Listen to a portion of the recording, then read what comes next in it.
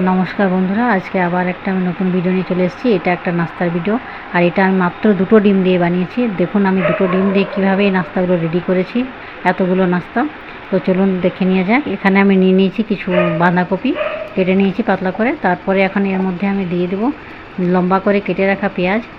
তো দেখুন এই পেঁয়াজগুলো আমি সাথে মিশিয়ে দেবো, দিয়ে ওপরে দিয়ে দেবো। আর এখন এর মধ্যে দিয়ে দেবো আমি নুন, আর নুনটা দিয়ে ভালোভাবে সব কিছু মিশিয়ে দেব। আর সব কিছু মিশিয়ে গেলে এখন এটা আমি ঢাকা দিয়ে কিছুক্ষণের জন্য রেখে দেব।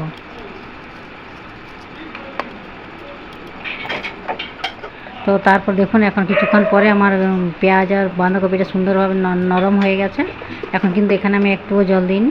তো এখন এখানে আমি দিয়ে দেবো 2 চামচের মতো বেসন, আর দিয়ে দেবো 1 চামচ চালের গুঁড়ো।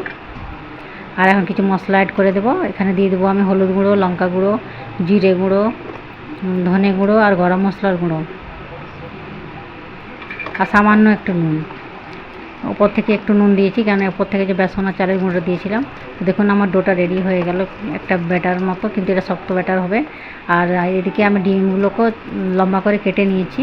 আর এখন হাতে একটু আমি ব্যাটার দিয়েছি, আর মধ্যেখানে ডিমটা দিয়ে উপর থেকে আবার একটু ওর ব্যাটারটা দিয়ে দিয়েছি। দিয়ে এইভাবে গোল গোল করে আমি সব নাস্তাগুলো রেডি করে নেব।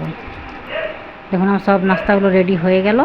এখন আমি এগুলো গরম তেলে ছেড়ে দেবো, আর লাল লাল করে এগুলোকে আমি ভেজে নেব। তো বন্ধুরা, এরকম ভিডিও যদি আপনাদের একটুও ভালো লেগে থাকে তো প্লিজ আমার চ্যানেলটাকে সাবস্ক্রাইব করবেন আর আমার সাথে থাকবেন।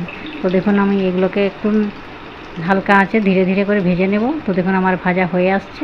তো এখন আমি এগুলো এইভাবে সবগুলো ভেজে নেব আর তুলে নেব। তো এখন আমি এগুলো ভাজা হয়ে গেল, এখন আমি এগুলো সার্ভ করে দিচ্ছি।